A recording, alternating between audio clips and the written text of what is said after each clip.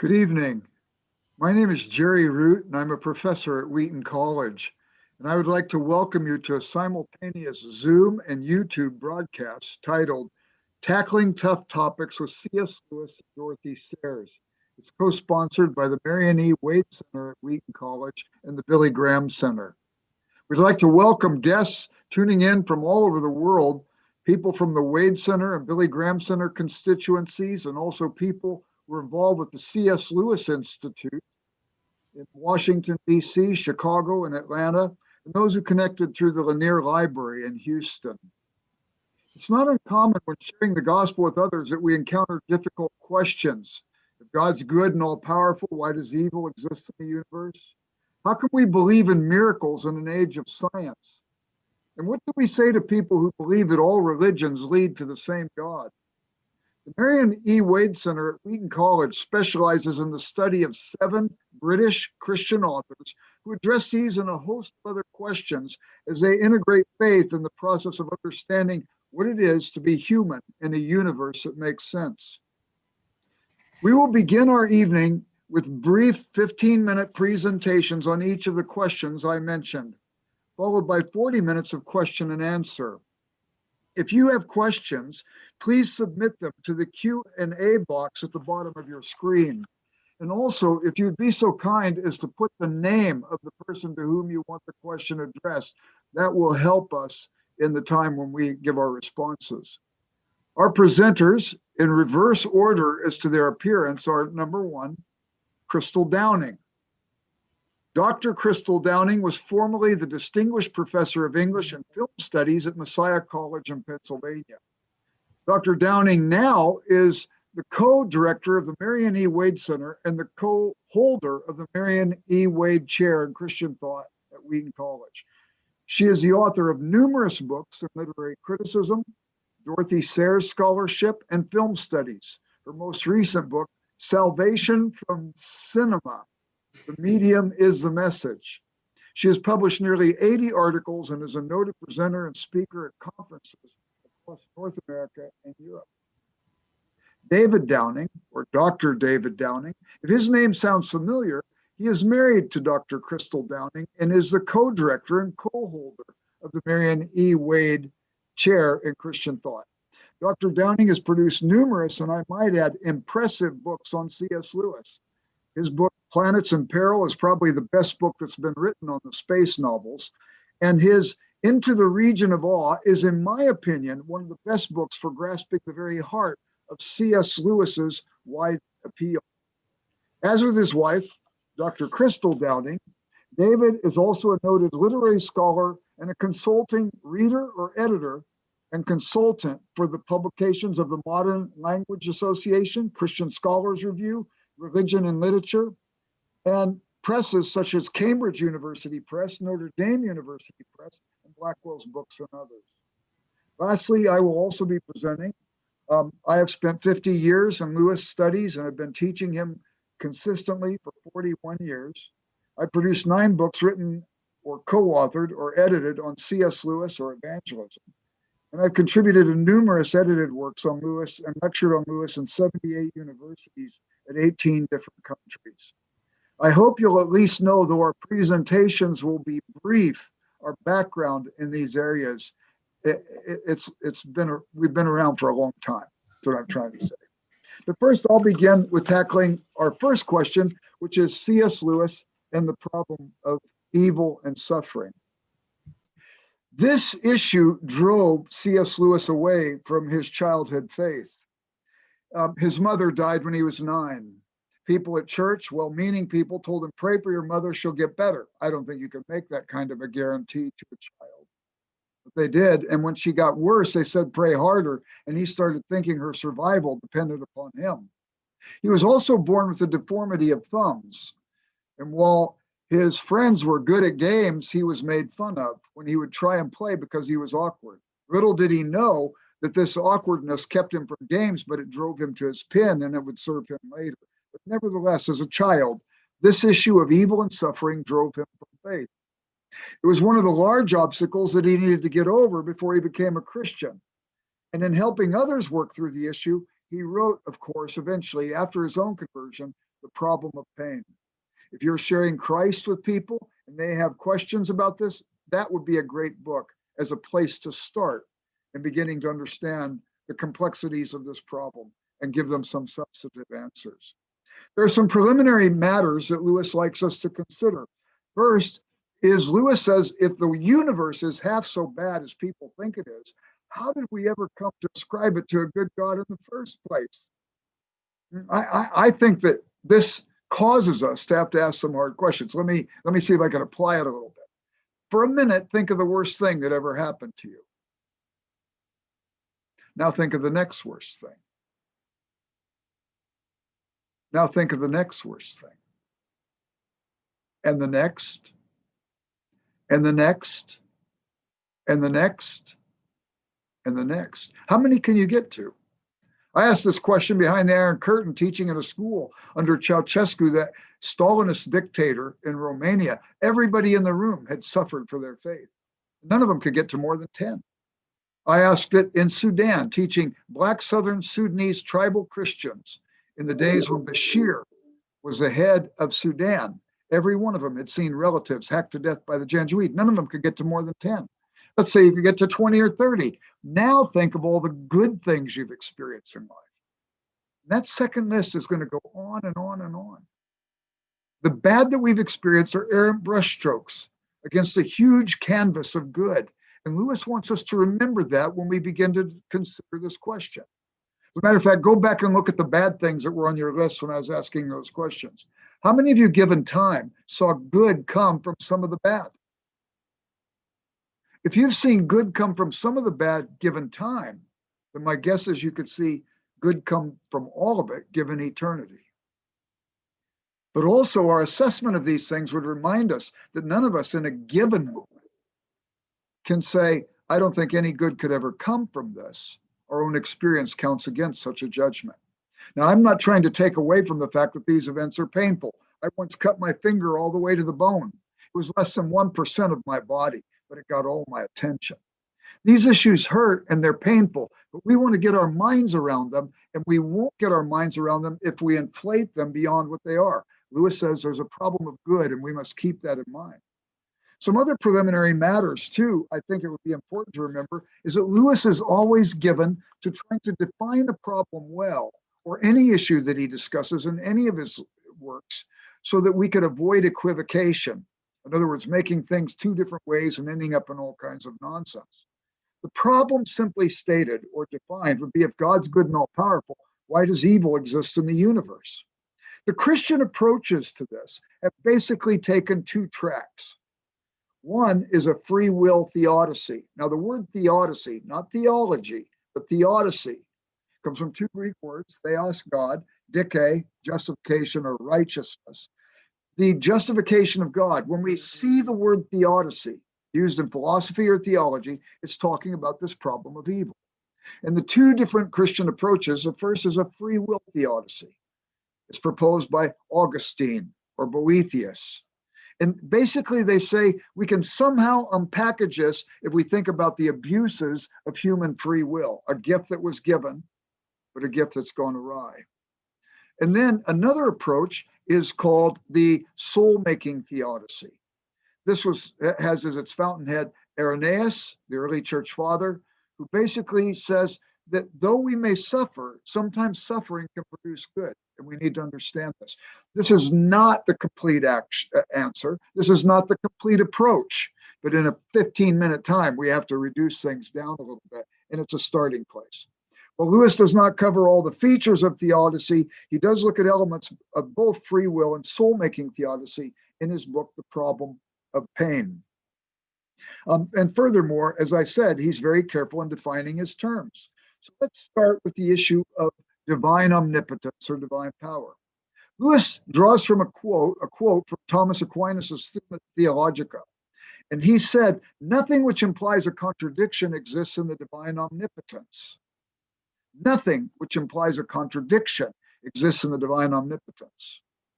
Well, that means that there's some things God can't do. If God is love, he can't be unloving. If God is just, he can't be unfair. If God is immutable and unchanging, He cannot be capricious. God is all powerful to do that which is consistent with his nature and nothing contrary to his nature. So Lewis says that if God creates us with free will, then he makes possible the capacity for great good, but also the capacity for suffering consequences of that ill will. We can't at that point then just jump in and expect him to wipe out the consequences. That would be for him to make us with free will and not make us with free will at the same time. And God doesn't do nonsense. One time I was working out in the garage and my wrench fell out of the cupboard.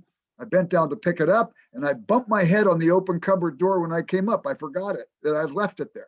I let God know at that moment what I thought of his universe. It wasn't very flattering. And then I stopped and thought, wait a minute, do I really want to live in a universe where cupboard doors don't stay where they are? Do I really want to fly on airplanes where the laws of aerodynamics are in place when we take off, but they're not when we leave? Of course not. And so consequently, my misjudgments of God's operations in his consistent universe do not implicate God. And I have to recognize that he has made this universe consistent and coherent. Consequently, we can come up with sciences, we can come up with some degree of predictability about how things are going. We can set our watches by the movement of the heavens. This is important. But also, I would have to say, years ago, there was a doll that was made by Mattel. It was called Chatty Cathy. It had a little ring in its neck, and if you pulled the ring, Chatty Cathy, first doll manufactured and marketed that had a tape recorder inside, she'd say, "Hi, my name's Chatty Cathy, and I love you." I have to say, and I hope you didn't own one because this might become shocking to you, but Chatty Cathy never really loved the person who pulled the ring. God could have made us with little rings in our neck, and we could have said, "Hi, God, I love you." Wouldn't have been genuine. Instead, God gave us will, and it's real will. It makes love possible, but it also makes evil possible. Now, David Downing, you don't know him maybe very well, but he's got 17 black belts in various forms of martial arts, and he could reach out, pull out your heart, show it to you beating before you die. Actually, I don't know if that's true or not, but for the sake of illustration. So let's say I say something stupid and he takes issue with me and I get upset about it. I know I can't take him on because he's got all those black belts. So consequently, as he gets ready to leave the room, I grab a lectern to hit him over the head because I need some distance. But God intervenes at that moment. And when he intervenes, he turns the lectern into a feather, tickles David behind the neck a little bit. He likes to be tickled. He turns around, big grin, produce the exact opposite effect I wanted. So I pull out the 357 Magnum I always carry with me, and I fire 2 rounds at David. God immediately intervenes, changes the lead bullets into marshmallows, slows down their speed. They gently ricochet off of David's stomach, and he pops those things in his mouth. He catches them, pops them in his mouth. He loves marshmallows. He's happy. I throw the gun at him, and while it's traveling through the air, God turns it into a sponge. David's happy. He's going to take a shower tonight. Crystal's happy too. He's going to take a shower tonight. He's got a sponge now. I'm so mad. I start screaming obscenities. And before the words can reach anybody's ears, God dissipates the sound. What just happened then? He put a ring in my neck. He can't remove the consequences of free will and also give free will at the same time. Certainly there are mysteries to the faith. That's true. There are some things that are super rational, but there's nothing that should be irrational. Lewis says we have to define our terms right to make sure that we're thinking well on this issue. Next, Lewis says, what about the problem of good? What about the problem of good? Have we defined our understanding of good well? Now, if you ask the average person on the street what the opposite of God is, they would likely say Satan or the devil. But is that true? Is Satan really the opposite of God? Isn't Satan a fallen angel? To be an opposite of God, wouldn't he have to be an uncreated, diabolical, all-knowing being with omnipotence and eternality? No, Satan is an opposite to God. As Lewis says, he's more like an opposite to Gabriel or Michael, the archangel. There is no opposite to God. If you ask the average person on the street what the opposite of good is, what would they likely say? Wouldn't they say probably evil? But is that true? Well, evil has an actual existence. Evil doesn't have an independent existence. It exists, but it only exists as a perversion of that which is good. Matter of fact, Lewis says explicitly, not only in Problem of Pain, but in Mere Christianity, evil is spoiled goodness. If you look at a bad banana, you can't have a bad banana without having a good banana that went bad. Evil compares to good like bread mold compares to bread. But humans made in the image of a God with creative capacities can take bread mold and do something good from it. We can make penicillin from it. Will we not allow God at least that level of creativity, that in the universe where evil exists, that he might be at work in such a way that he can take even the worst and make good out of it? Now, I would suggest to you the worst thing that ever happened in human history. It's not suicide. It's not homicide. It's not genocide. The worst event in human history was deicide. Man killed the Son of God when the Son of God came to express his grace and love towards us. And what did God do in that moment of great evil? He made divine penicillin out of it. He turned it on its head and made it the greatest demonstration of love and grace to us. The scriptures say, but God proved his love for us, and that while we were yet sinners, Christ died for us. Another thing, too, Lewis reminds us in The Problem of Pain, is that we all know examples where pain and love, or certainly the good, are compatibles.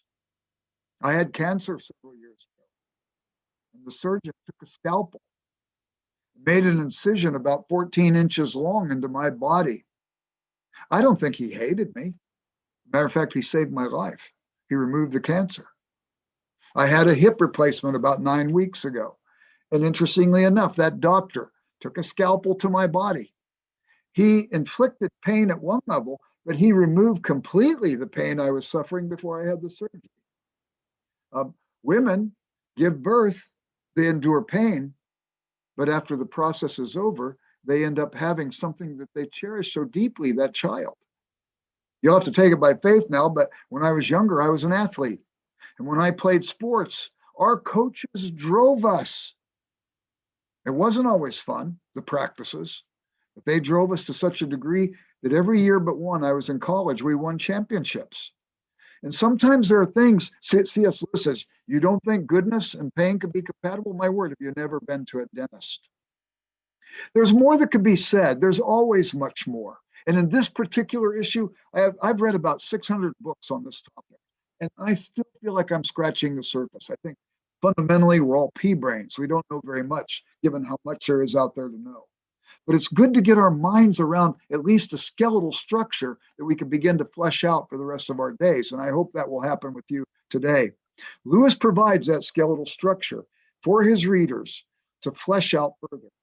And when talking to a friend, he provides us a substantive place to begin starting our discussion with those people. Well, I want to end here, and I want to turn it over to David to begin to talk then about how can we believe in miracles in an age of science? And what does C.S. Lewis have to say about that? David, it's all yours. Thank you, Jerry. I loved your fanciful account of our confrontation. Actually, you didn't tell the story right. I still have some bullet wounds and some powder burns here from that 357. So, but the illustration was well taken overall. Yes, I'm here to talk about how can we believe in miracles in an age of science. I've only met one person who claims to have seen a ghost. She didn't believe in immortal souls before she saw the ghost, and she didn't believe in immortal souls after she saw the ghost. So she thought it must be an illusion or a trick of the nerves. So apparently seeing is not believing. Those are the opening lines of Lewis's classic book, Miracles, published in 1947. The subtitle is A Preliminary Study. He doesn't want to examine particular miracles in the Bible or in history, but he wants to philosophically talk about the possibility of miracles. Where do they come from? He says that you really can't talk about miracles experientially or historically until you've thought about them philosophically. So Lewis early on defines a miracle as an intervention in nature by the supernatural.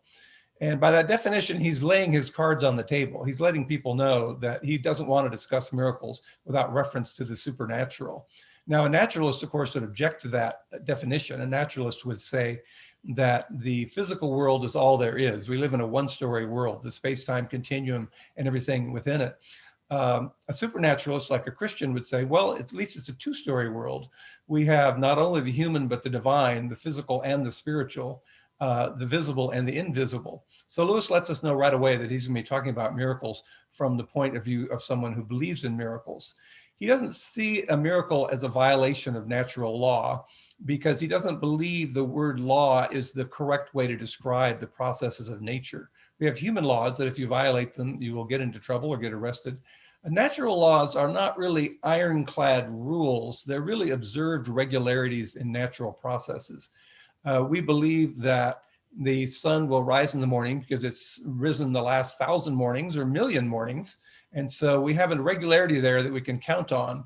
However, if the second coming is tonight, we will not see the sun tomorrow. So we can't absolutely say there's a law, it will come up in the morning. So he wants to define them differently. He wants us not only to think about supernatural, but what do we mean by natural? Is that your natural hair color? Oh, he's a natural athlete. I love to get out of the city and get into the natural world. All those usages suggest that natural means what happens if something is left to itself? What happens if it's not intervened with? And Lewis would say that's a better definition of nature than a kind of metaphysical definition. And so if an apple falls off a tree, it will probably hit the ground unless someone catches it, unless there's an intervention. That would be a small example of the regularities that we expected being broken, but a miracle would be a much more extraordinary intervention, a supernatural intervention. The word miracle means to look with wonder and astonishment. So it's an extraordinary event. It's not something that someone would take for granted. Lewis mentions that people say, well, this goes back to the idea that we live in an age of science. The biblical characters were naive. They didn't know Kepler. They didn't know Galileo. They didn't know Newton. And so they really didn't know that miracles can't happen. They didn't understand there are physical laws that can't be broken. Once again, he didn't like that term laws, but he also said, look at scripture. These people know an extraordinary event when they see one. They don't need to have a lot of scientific background to understand by common sense what happens in the natural world and what usually does not happen and what is extraordinary when it does happen. Joseph was not a biology major, but he knew that virgins don't get pregnant. So he wanted to secretly put his betrothed away.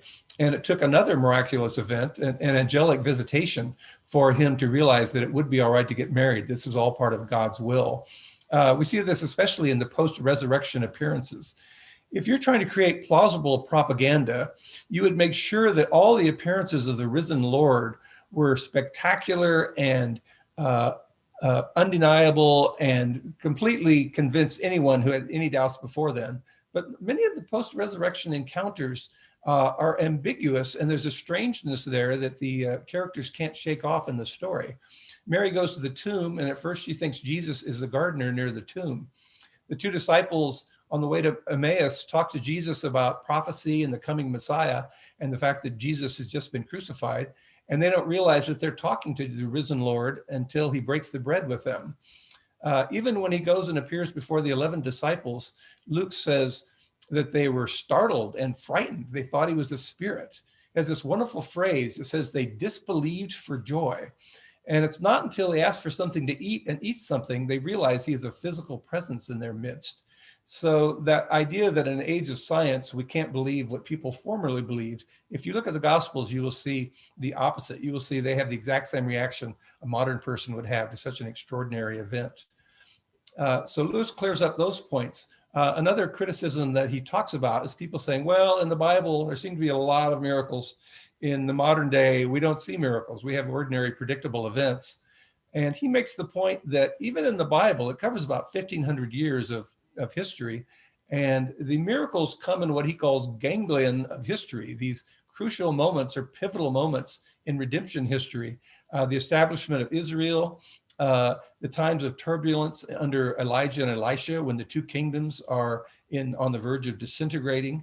And then in the New Testament, when we see all the characters experiencing what is really the grand miracle. Lewis capitalizes both of those, the grand miracle. The incarnation is the ultimate miracle of God intervening in history, the divine nature taking on human form. And all of the miracles which happen in the Gospels, recorded in the 4 Gospels, are merely manifestations of that grand miracle. Lewis says some of them are miracles of the old creation, in that Jesus said, "I do as I see the Father doing." And he's actually taking natural processes and speeding them up and giving them a local habitation. Water will eventually turn into wine. If rainwater feeds the plant and it grows grapes, and the grapes ferment and are properly treated, you will eventually turn water into wine by natural processes. Jesus speeded that up in order to create that kind of effect right there at the moment at the wedding at Cana. The same thing with multiplying loaves and fishes. Grains of wheat can be made into bread, which can be multiplied. Fishes can multiply, but he did it all at once in order to feed the 5,000. Lewis calls those miracles of the old creation. He also talks about miracles of the new creation. And the transfiguration certainly prefigures the glory that we will all be able to participate in the last days, but especially the resurrection, coming back to life. Once again, people knew that dead people do not come back to life. It did not take a science major to point that out to them. When Jesus proposed to remove the stone in front of the tomb, Martha, Lazarus' sister, said, "He's been there 4 days. He stinks." I mean, she understands the process of life and death without having to be explained in a classroom. When Jesus himself was raised from the dead, he was really prefiguring. He was a pioneer, Lewis says. He was what George MacDonald called our captain brother. He was the first fruits of creation. And so he was undergoing this transformation and renewal that we all hope to participate in that final day. So we have the grand miracle and the miracles of old creation, new creation. But Lewis says, excuse me,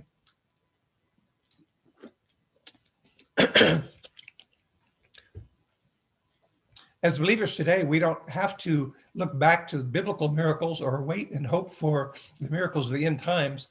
We actually are a kind of miracle ourselves. We really embody some things about God's creation.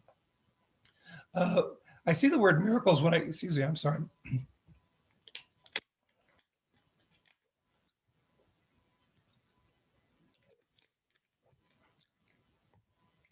Excuse me.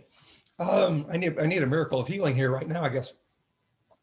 But we ourselves are miracles. Lewis says we're kind of an echo of the incarnation, because we ourselves are spirit in matter. We have eternal consciousness in a physical body. Lewis says you can deduce most of Christian theology from 2 facts.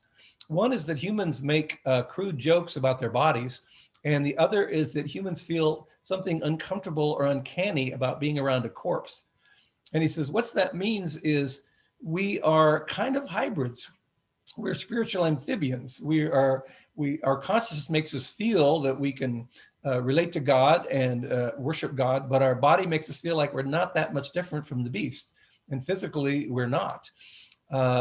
And so Lewis says that dogs don't make jokes about being dogs and angels don't make jokes about being angels, but we're these strange hybrid. And as I say, in some ways, we're an echo of the grand miracle of incarnation. He also says that our reason is a kind of miracle. Apart from anyone's thought processes, we all discover the rules of arithmetic. We all can have elementary logic, and brilliant people can come up with much more sophisticated logic. And that logic is really eternal. Lewis says that human reasoning is not God's, but it is God-kindled. It's a part of the eternity in our hearts, our ability to put together things, use logic and mathematics.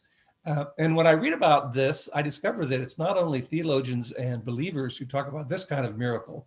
Alan Sandage, who invented the laser and actually who was a Christian, he said when he looks at the Big Bang, he just cannot believe that order came out of chaos. And he says, to me, this miracle of creation has to point to God. And even Einstein, the famous Einstein, said the most unintelligible thing about the universe is that it's so intelligible. He also used the word miracle. He said the fact that our human mathematics can actually predict and explore and comprehend the movements of heavenly bodies, he said it's a miracle and a mystery.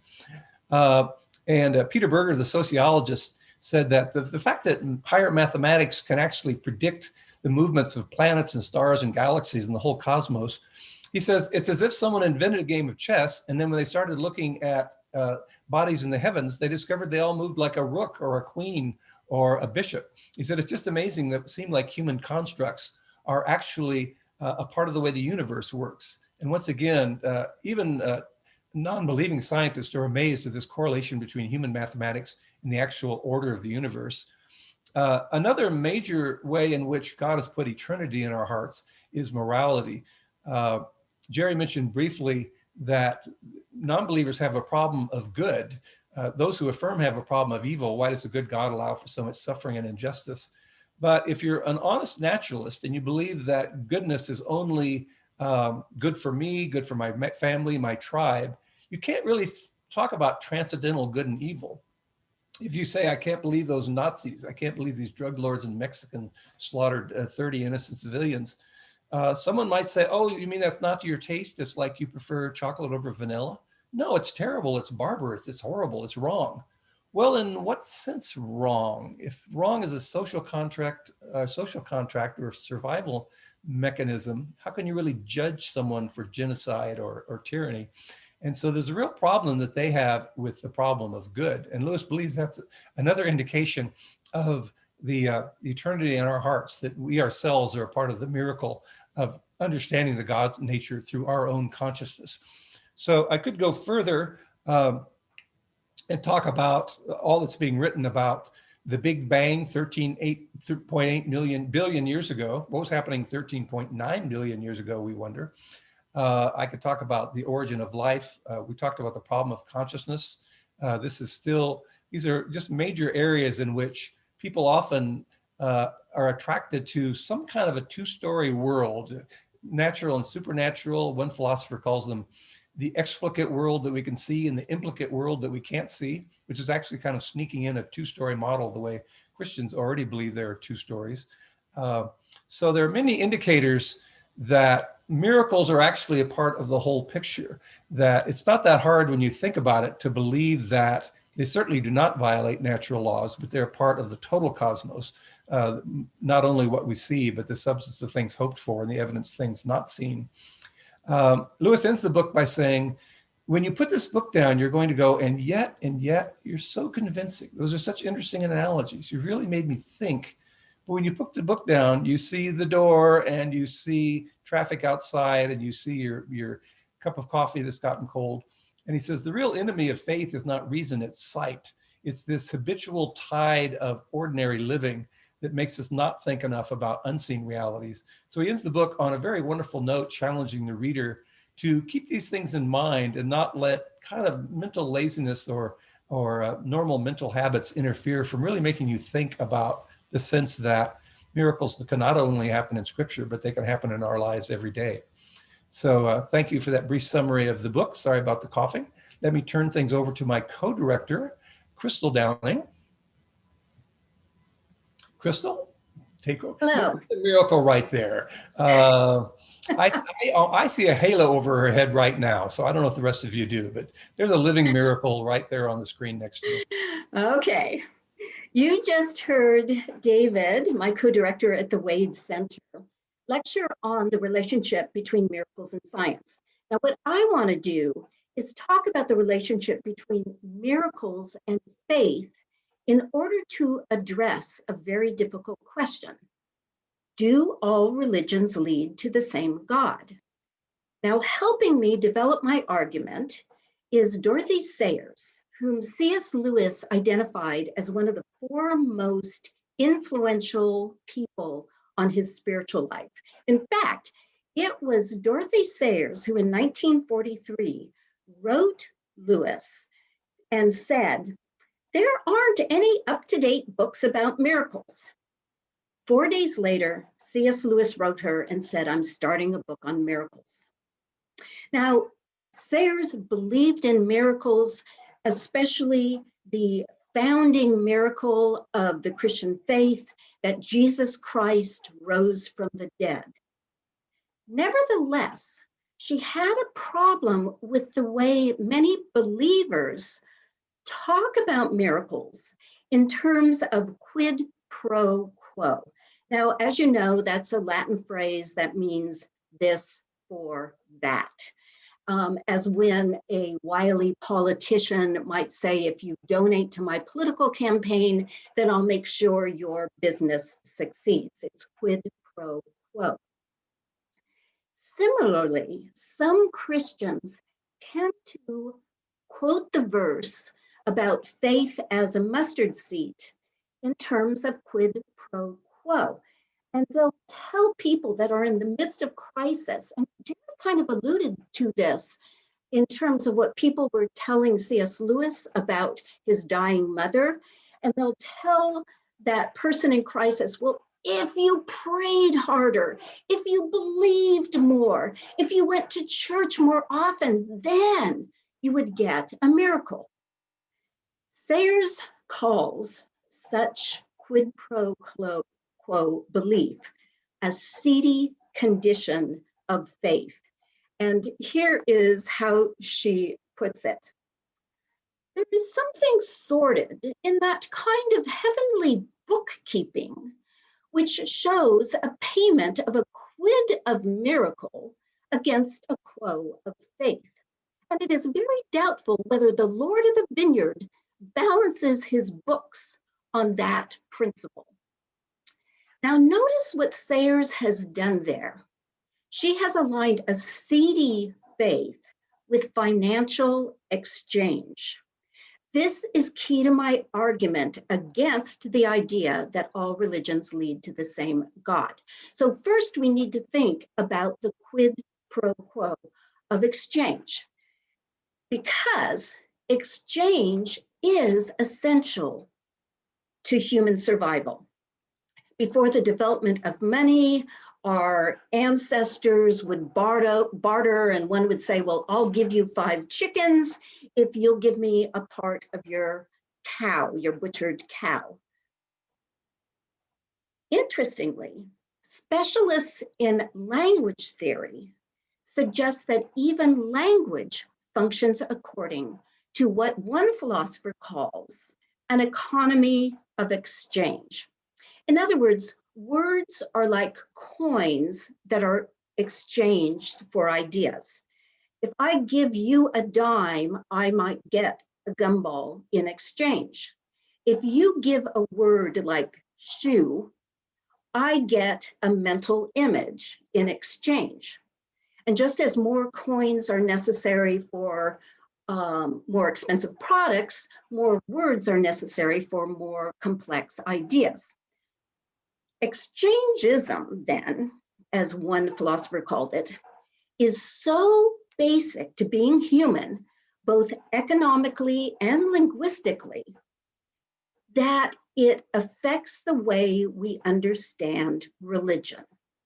In other words, for most religions, it is assumed that one gets blessings or salvation in exchange for certain rites or rituals or practices or works or words. It's quid pro quo. That explains why many people argue that just as different countries use different currency to buy similar products like shoes. So Mexicans will use pesos, Americans pennies, the British pence, and I know shoes cost more than that, but I wanted the alliteration. So also various religions use different language, but they all get a similar God in exchange. Now, here is the problem with that argument. Though tender-hearted, it often reduces worshiping to what I call in my forthcoming book on Sayers, worshopping. Just as a shopper is able to buy effective laundry detergent, whether he spends money for Whisk or for Tide, so seekers can be cleansed from sin no matter what religion they buy into. And here is where Sayers helped me. She acknowledged, as did C.S. Lewis, that, quote, Other religions have caught glimpses of the truth, but she refuses a relativistic approach to faith wherein all religions are equally good, as she put it. She knew that Christianity differs from other faiths because it emphasizes salvation not as quid pro quo, not as an economy of exchange, but as a gift. Salvation is a gift, not because of exchange, lest anyone should boast. Christianity, in other words, has a very different God than other religions.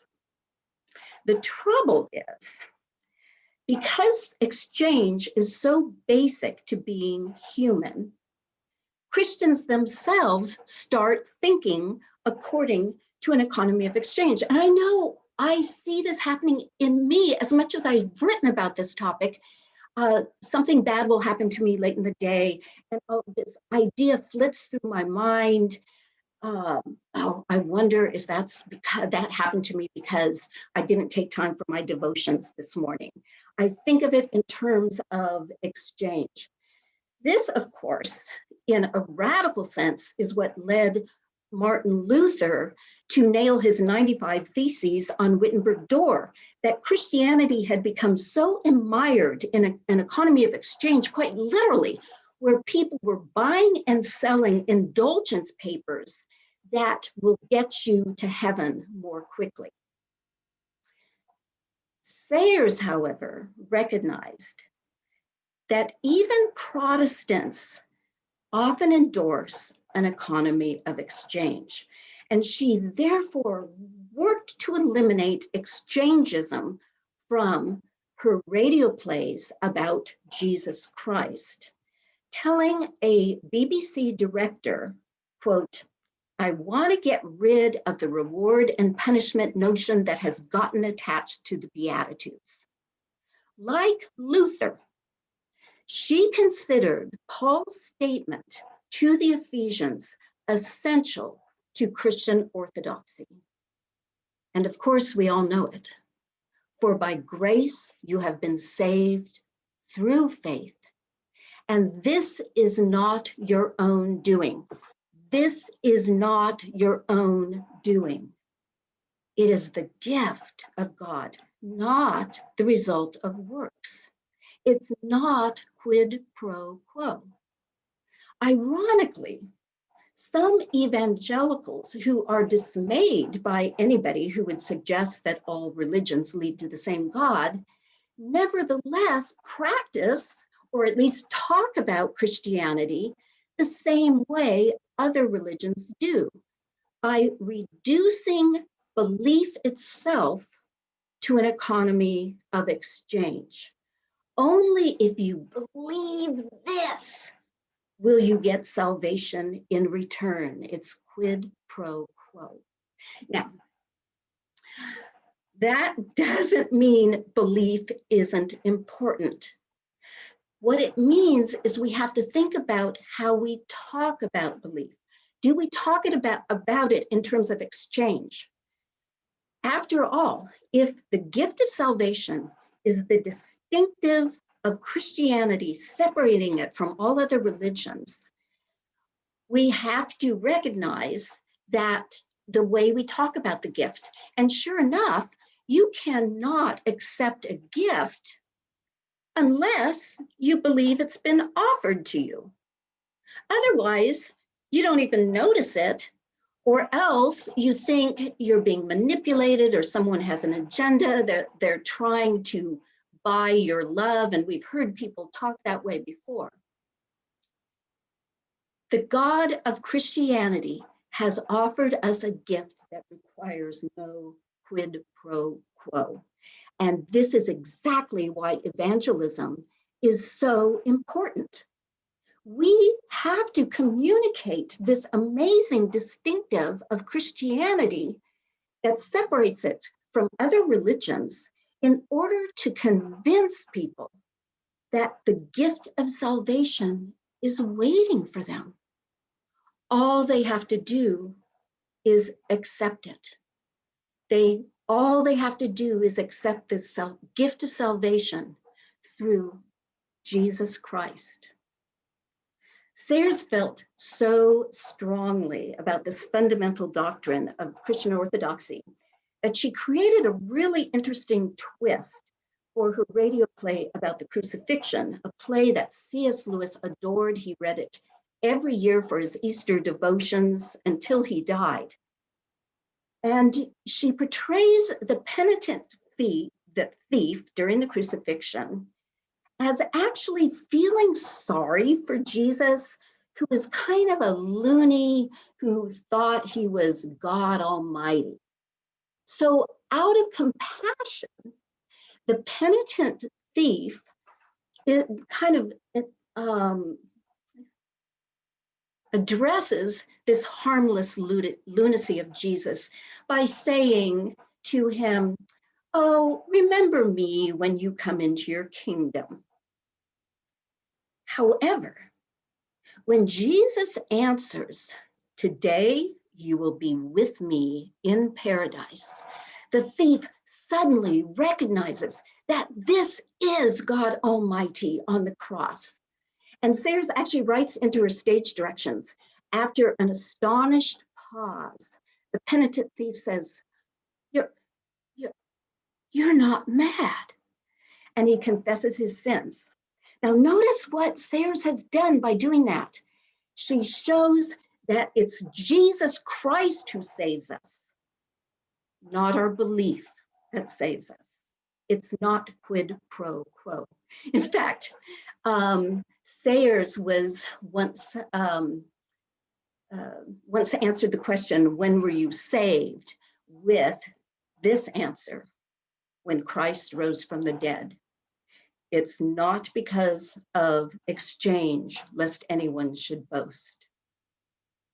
Here is the kicker.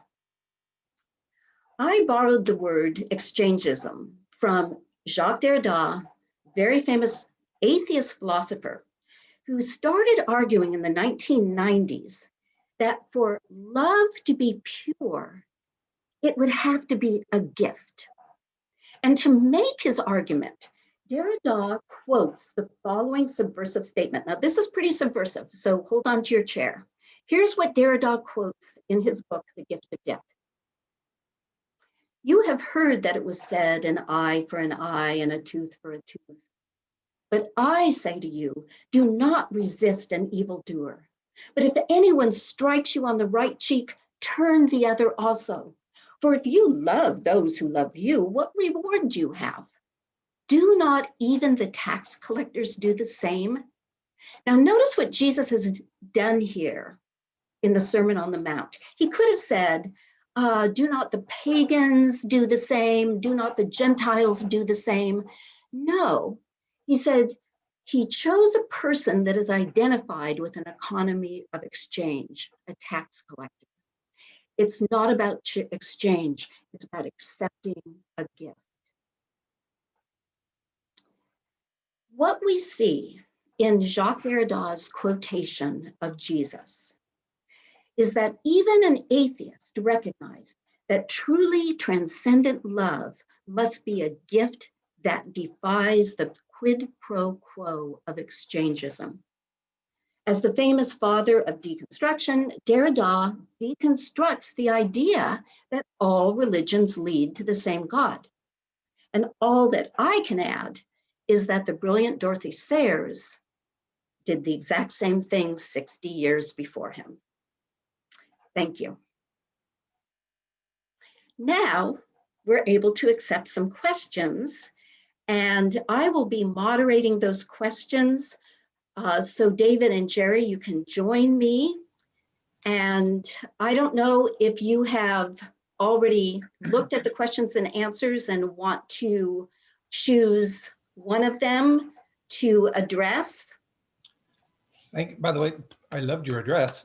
I did get a question through the chat room while you were speaking.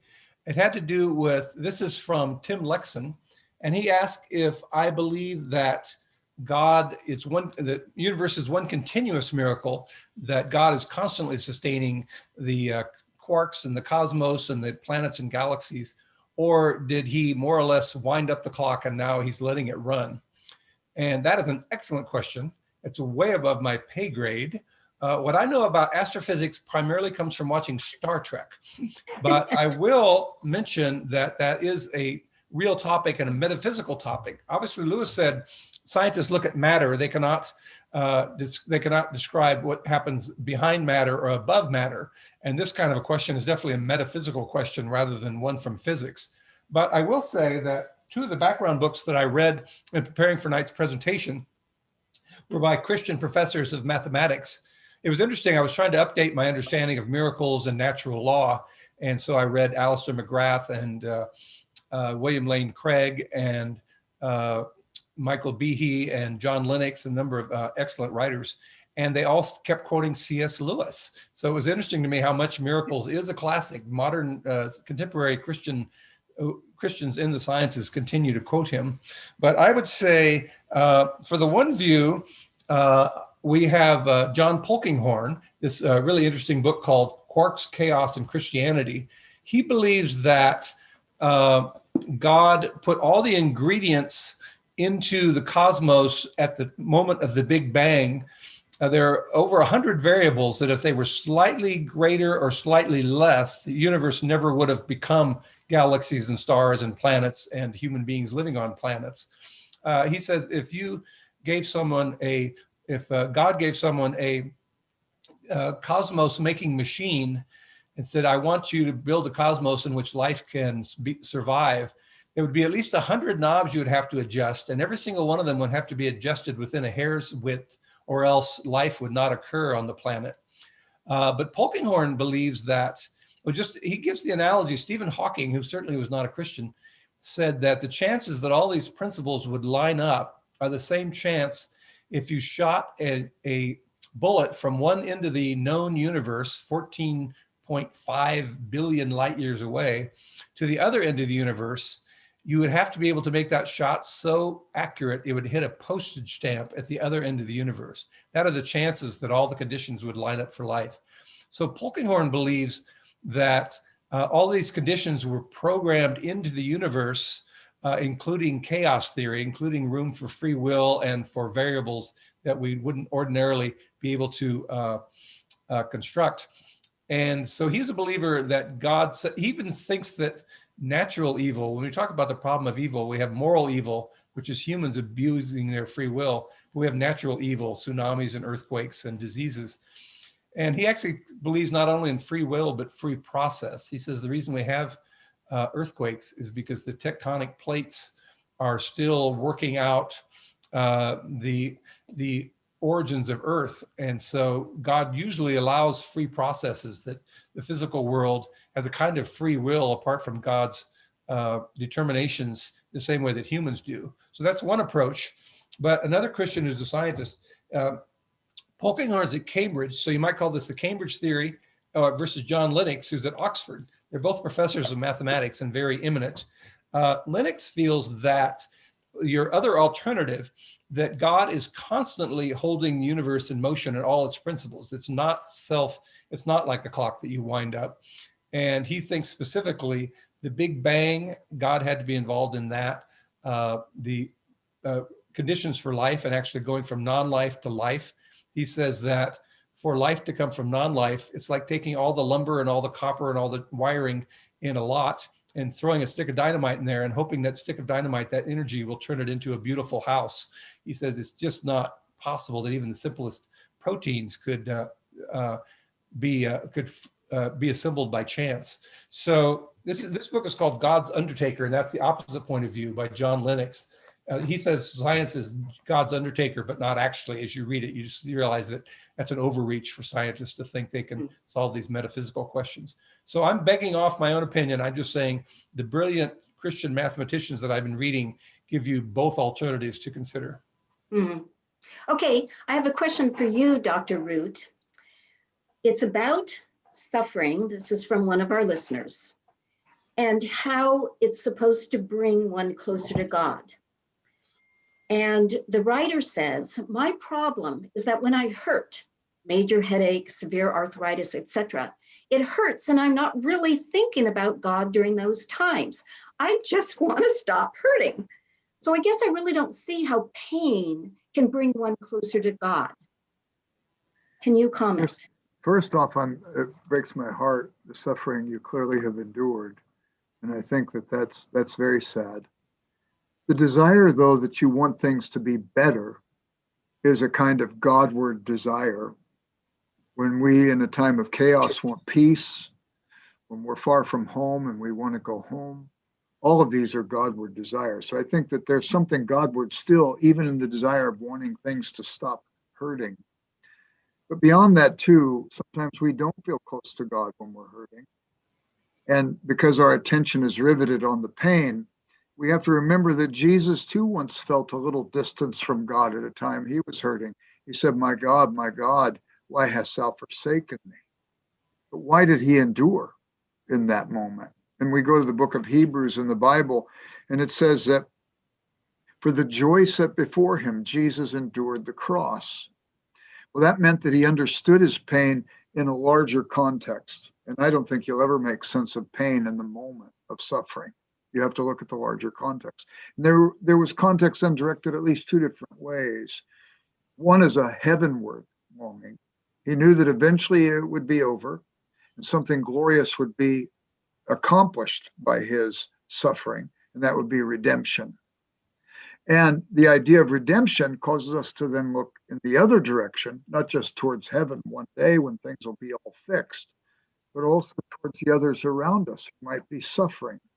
His suffering was redemptive. Colossians says in chapter 1, Paul writing, that we fill up the sufferings of Christ when our sufferings become redemptive. So in what way might that be? Well, if we can grow in empathy, if we know in our pain that others around us are likely enduring, or we will encounter people who will endure and we'll be able to be more understanding of them because of what we've endured. Or in the midst of our own suffering, if we begin to break out of our own particularity and start to pray for others around us who are suffering.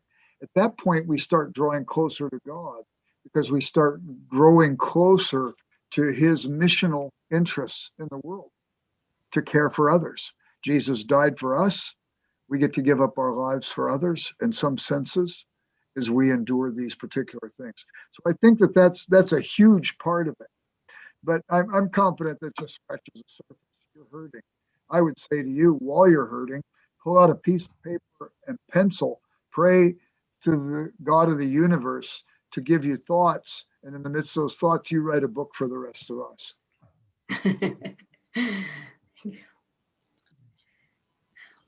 Here's a question for me.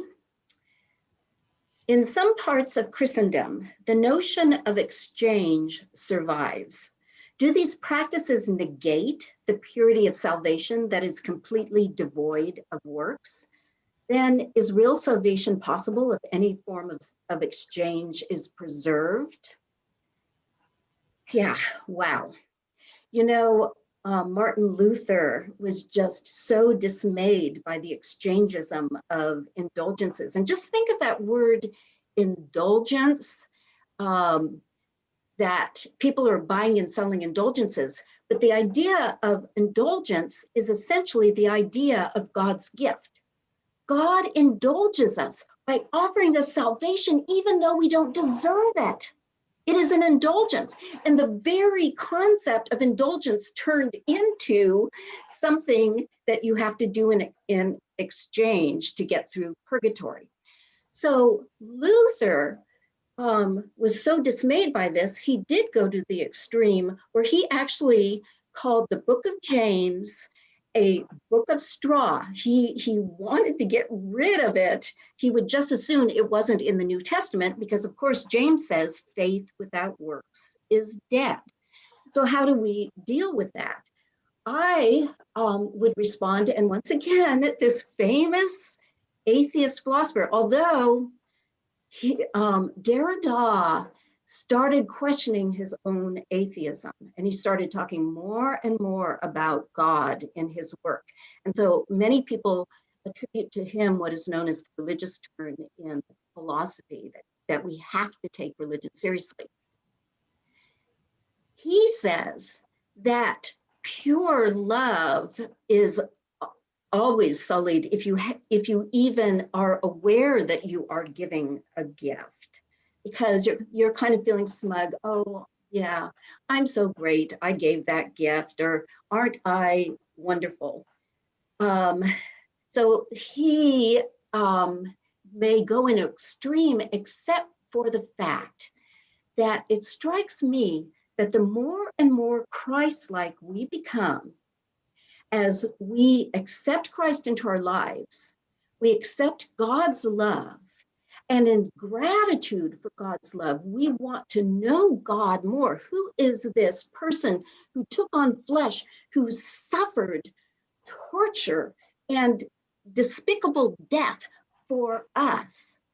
That we start internalizing that love of Christ to the point that we aren't even aware when we're offering gifts to others. So it is a pure gift. Now, what to say about other aspects of Christendom? I think part of the reason I wanted to talk about this is a lot of people haven't even considered it. And especially I grew up with a prejudice against Roman Catholicism, like they are all works oriented and they have statues of Mary, and you have to go touch this relic if you want to be healed. I mean, classic exchangism. And it wasn't until I got to an Anabaptist college to teach where I had a whole different recognition that exchangism was even part of my Protestant tradition, insofar as when someone says, "Are you a Christian?" you have to give certain language to guarantee to people that you're a Christian. And I heard someone speak at the college where I taught, Messiah College in Pennsylvania, where it was during chapel, and he described a Mennonite man of God who was asked, "Are you a Christian?" And the Mennonite man of God answered, "Ask my neighbor." And that just blew open my sense of Christianity, that if we have genuinely accepted the gift, if we want to know the giver better, if we are walking with Christ, we start manifesting that love of Christ, not in exchange saying, "Oh, I better do this because, I want to please my Savior." Ask our neighbors. Do our neighbors notice that there is a difference about us? I want to say something about Protestant exchangism. When we were in Sunday school, we used to sing a song that said, "If you don't go to Sunday school, you'll grow up to be bad." Is that for exchangism? Yeah. That Derrida calls himself an atheist. Chesterton made the point that to call yourself an atheist is a positive declaration. That's a religious commitment. Okay, wait, okay. I was going to say, Chesterton says to assert the universal negative that there is no God is like saying there are no insects anywhere in the universe except on Earth. I mean, how would you know that standing on Earth? So yeah. Your answer is, go ahead. Okay, so that's what's interesting. Derrida never said, "I am an atheist." He said, "I rightly pass for an atheist." So even the way he put that is, he grew up, he was a Jew that was forced out of school when the Nazis came to power. And so he has a resistance to Christianity, but he is aware that if you say, "I am an atheist," that is a type of religious proclamation. So let me just put it that way. Okay. That's a little weaselly in my mind, but I'll accept that phrasing. There was something. Oh, I'm sorry. Go ahead, David. No, go ahead, Jerry. two quick things. One on the area of exchange. I think, Crystal, you hit the nail on the head in your talk. There's nothing we can do to merit God's favor. But Charles Williams writes about exchange in an interesting way. Yes. And it's basically, I give my life for you. It's the high courtesy of heaven, modeled not only in Christ's sacrifice to forgive us of our sins, but modeled in Christ's self-giving act of saying, I give my life for you. So that's the high courtesy that we all as Christians can enjoy and engage in. It's not to merit us any good, but it is to make sure that I use my life to the good of the benefit of other people, because I've experienced the good of Christ. There was one question on purgatory. Did you want me to address that one? Yeah, go ahead. Yes, go ahead, Jerry. So one person asked. They ask which circle you're in. Is that what they ask about the question? Yeah. So did Lewis believe in purgatory, or was it just an analogy or something like that? Well, I don't think Lewis is looking for the specifics of purgatory like I might look for a particular place on a map when I'm traveling through some geography. If up ahead, this is going to be there. I do think that he's very explicit about it. He says it in letters to Malcolm, chiefly on prayer. I believe in purgatory. Right. But he says, mind you, not like that Romish doctrine had become. He didn't believe it was a place of torture till the last bit of sin is tortured out of us. But he did believe that it was a place of purgation. It had a functional feature. And I think anybody who believes in the Bible believes in something purgatory-like. You look at 1 Corinthians chapter 3, and it says of believers that we're going to pass through a fire, and that the wood, hay, and stubble is going to burn off, and the gold and precious jewels are going to survive. And we're going to offer it to God. So the thing is, I think Lewis, he even says, if God were to say to him, well done, enter, he would say to him, well, couldn't I be fixed first? And I remember, again, you have to take this by faith, but I played football in college, and I got a concussion, a very bad one time. And I knew it was my senior year, and I knew if I had these concussions, I would not be able to play. And so I cried out to God, Lord, please take this away. It's my senior year. And everything went immediately clear. And I've often thought that's a great analogy for heaven. When we get to heaven, we're going to realize we showed up concussed. And eventually everything's going to go clear. But what's going to happen in that process? Does it just happen automatically? Does God somehow refine us? The scriptures say his eyes are like a refining fire. Is he going to smelt off the dross and we'll be pure? And I don't know exactly what the process is. And I don't think Lewis is looking for anything more than just the functionality of it. Something's going to happen. And at the end of the day, it's not going to be so much torturous. It's going to be like picking off an old scab that no longer has to be there to keep the skin fixed. The skin's already fixed. We just want to get rid of that scab that's uncomfortable. Right. The analogy in his letters, Lewis said that if a street urchin said, we want you to come and see the king, you'd say, I would like new clothes first, and I would like to be scrubbed, even if it hurts, because I would like to look my best for the king. He said in the same letter that purgatory was for him a matter of private speculation that he was attracted to, but it should never become official church doctrine. But he loved the idea of soul work. He loved the idea of a spiritual journey. In the Ransom trilogy, Ransom is on his own pilgrimage in Out of the Silent Planet in Paralandra. And then the Studdicks, the young married couple, are on a journey in That Hideous Strength. And in all the Narnia Chronicles, someone's on a spiritual journey. Even in the last battle, when they get to heaven, they're only in the foothills. They have to go further up and further in. They're going to still be growing and exploring and learning more. So he seemed to really find that a compelling idea. He loved Dante, of course. So the idea of a spiritual journey was something that he builds into all of his fiction. Excuse me, Crystal, I think I may have jumped the gun on you there. Well, that's okay. I have to talk about purgatory because, of course, Dorothy Sayers translated Dante's Purgatorio from Italian into English. C.S. Lewis loved her translation of the Purgatory, but she wrote a lot. She studied. She was a great scholar of Dante. She read him in the original medieval Italian. And she has and once again, she influenced me. And so she is the one who enabled me to recognize the profundity of Derrida when I finally read him. And she wants Christians to get away from this idea of purgatory as a quid pro quo, economy of exchange. You sinned in life, so you have to go through this suffering. This is in exchange for what you did.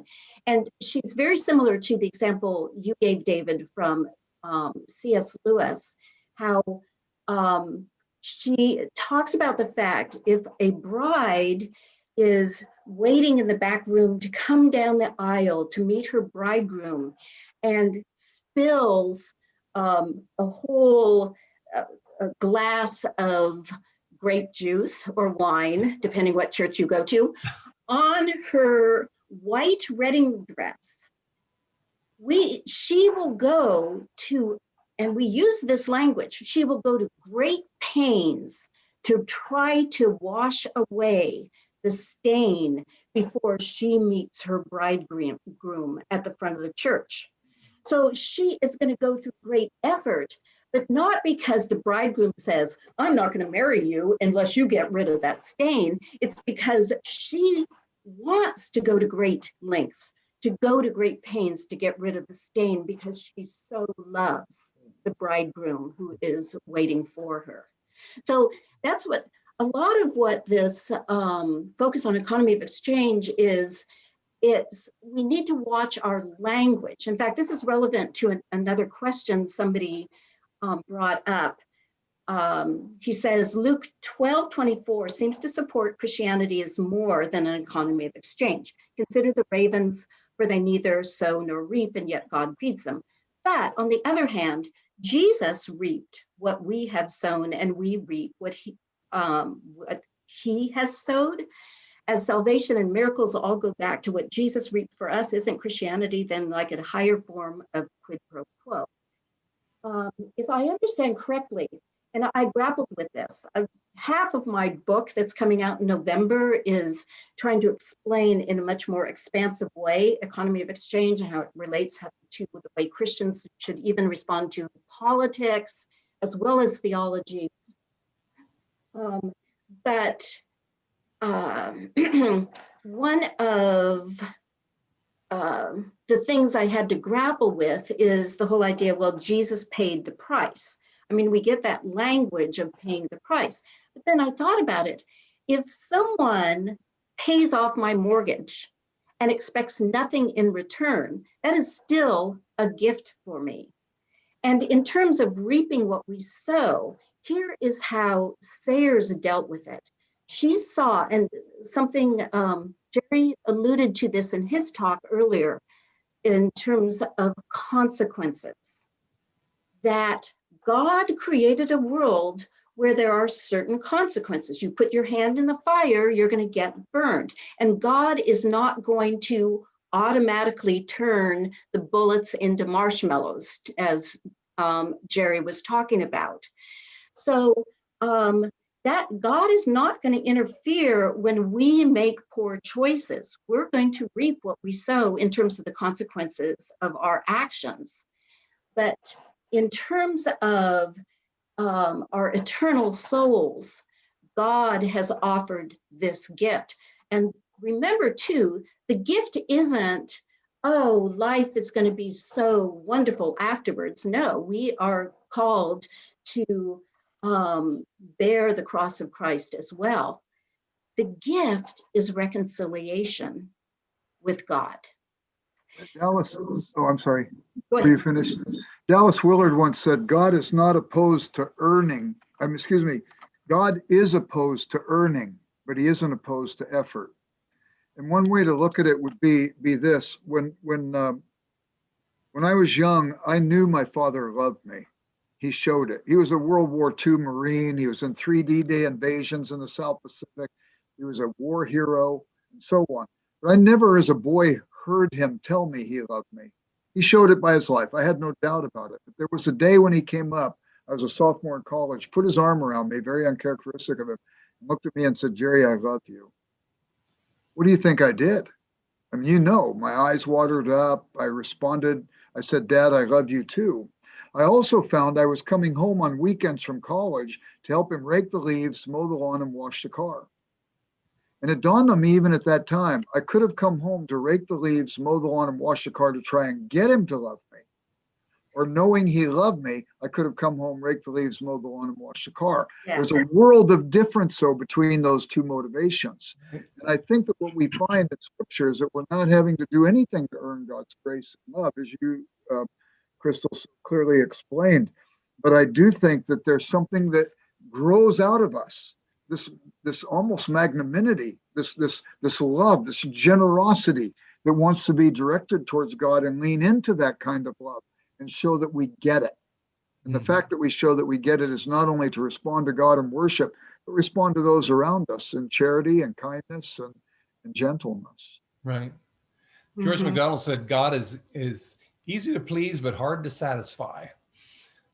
He also said, the more you pray in the Spirit of Christ, the more your prayers will be answered, because your will has become so aligned with his will that in a way, the prayer is more a matter of communion of wills than a matter of putting a request out there and trying to find out whether or not it will be answered. Yeah, well, this is relevant to another question that came up. It's about prayer addressed to Dr. Root. How do we go about praying for healing? Part of me accepts that healing just won't come, but I know I should pray. How does our faith make us well? Well, there are a couple different questions, it seems to me, embedded in this one. First off, as far as the practicality, how do we go about praying for healing? Pray for healing. It's pretty simple. Does that mean somebody's going to be healed? Not necessarily. And I don't understand it fully.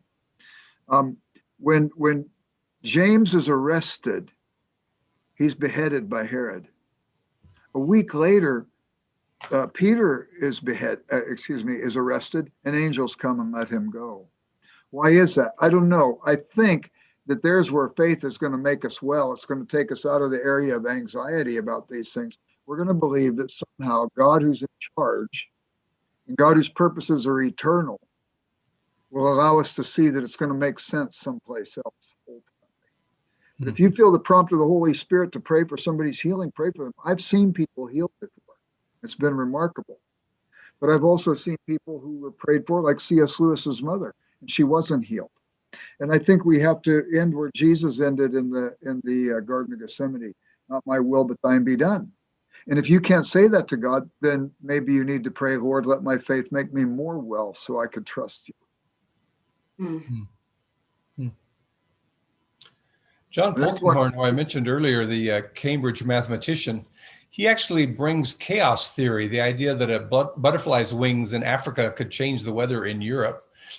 In chaos theory, any kind of fluid, gases, or clouds and air masses can be affected by the smallest thing and have very large effects. And he actually thinks that applies to prayer. He thinks that the universe is not totally clockwork. He says there are clocks in the universe that run by causation, but there are also clouds in the universe where the smallest effect can have, or the smallest cause can have huge results. At the beginning of the universe, there were these cosmic ripples. There were almost imperceptible differences. I mean, definitely imperceptible, except with high-powered equipment, between the light spaces and the dark spaces as the explosion of the Big Bang continued. But some of those light spaces turned into huge galaxies and groups of galaxies, and some of the dark spaces turned into empty space. So he believes that prayer actually can be covered under chaos theory, that you're expressing your will to God. He leaves enough room for causation that a prayer could actually make a difference. But he also says you can never predict individual destinies. As you said, Jesus himself prayed 3 times that the cup would be removed from him in Gethsemane. Paul prayed 3 times that the thorn would be removed from his side. And finally says, my weakness is made perfect, and my strength is made perfect in weakness. Yeah. So Paul says, when I'm weak, then I am strong. But if Jesus and Paul didn't have their prayers answered, we do have to be patient and take a larger view when we offer up our prayers. And Crystal, they wrote you a really hard question, so I'll read it to you. Dr. Crystal Downing, how do you present the gospel to someone who believes that all things are God, pantheist, This person used to be for Christianity and now is against Christianity and highly involved in the New Age. So I'm glad they wrote that question to you. I know. Well, what I would do, and I have never had to grapple with this question before, but I would always want to get underneath it. Why did you turn away from Christianity? Because I think many times the motivation gets at the heart of the issue much more than where they ended up. And one of the things I had to cut from my talk today to get it down to the 15 minutes was, on a certain level, we should feel sympathy for people who want to say that all religions lead to God, because part of their motivation is probably they're just get sick and tired of the polarized rhetoric in our culture. They feel like, well, when all religions are saying only our religion leads to the truth and everyone else is either stupid or going to hell, they just say, well, why can't we just get along? Why can't we just, believe that all religions lead to God? So I understand that motivation, but then I want to start challenging them about that in the way that I did before. And that's where I would start with the whole pantheism issue and see what is it that attracts them to pantheism. Is it the idea that God infuses nature? Well, then I'd send them to C.S. Lewis, because nature ministered to Lewis, it ministered to George MacDonald, but they still saw nature pointing to a transcendent God, not God being in nature. David, did you have something to say? I was just going to say, Lewis discusses pantheism and miracles. I didn't get to that point either because of time constraints. But far from being New Age, he says that pantheism is the most primitive of religions. It's your first instinctive guess as to how the spiritual realm works. People say, well, if I'm a physical being that has consciousness, maybe animals have consciousness, and maybe trees have consciousness, and maybe the whole universe has consciousness. Maybe we all participate in that.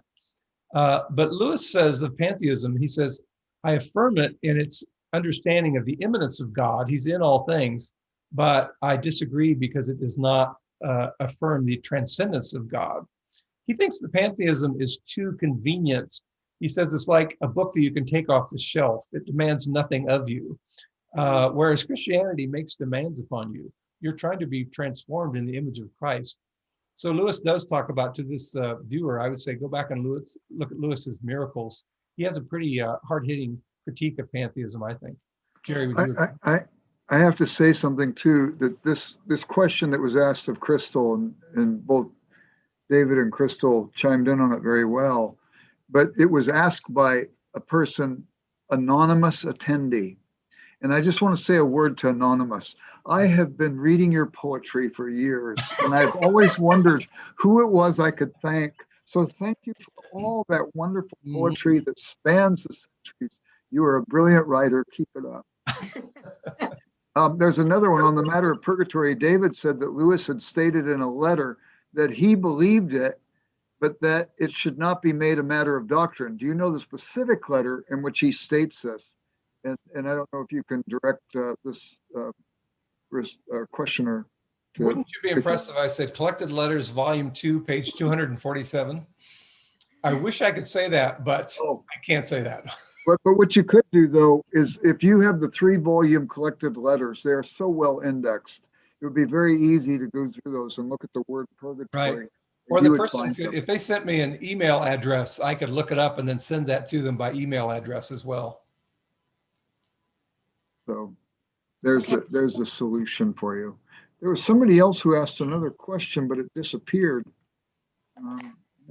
Well, we are out of time, so we're going to have to draw things to a close because I have several announcements.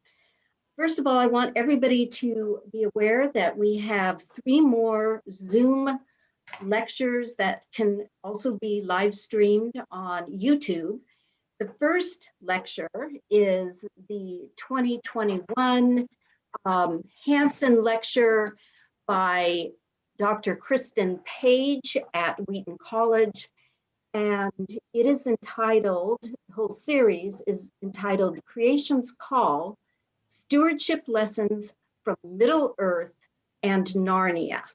And that will be Thursday, October 29th at 7 p.m. and will be held much like this lecture is. Then on Wednesday, November 18th at 7 p.m., we're having a launch of Dr. Jerry Root's new book on C.S. Lewis, and it's a result of his 2018-2019 Hanson lectureships, and it is called Splendor in the Dark, C.S. Lewis's Dimer in his life and work. And Dimer was an early poem that Lewis wrote before he was a Christian, and Jerry makes a case that you can understand, you can see how this poem anticipates Lewis's work to follow. Then on Wednesday, December 2nd at 7 p.m., so these are all 7 p.m. like this one tonight, will be a launch of my new book about Sayers. And significantly, it is titled Subversive, Christ, Culture, and the Shocking Dorothy L. Sayers. And so if you're interested in just thinking more about this issue of economy of exchange, I really suggest that you look at that book. Links to also these. Use that title for a future biography of Crystal Downing, Subversive, the Crystal Downing story. I believe that's a future book waiting to be published. There's also something else with the Splendor in the Dark, that the C.S. Lewis's Dimer is actually included in that book. And Yes. David did the annotation for that. So now David Downing and I can both say we produced the book with C.S. Lewis. That's right. And there are others who have contributed also, Jeff Yes. Davis and Miho. Walter Hansen. Yeah. And some people aren't fond of the poem, so we might say we produced the better parts of the book. Okay, links to these lectures have been posted to the chat box at the bottom of your screen. And if you want more information about them or other events at the Wade, please visit the Wade website's homepage, which is wheaton.edu/Wade. Thank you so much, everyone, for joining us this evening. As C.S. Lewis once said, all is gift. Goodbye. Bye-bye.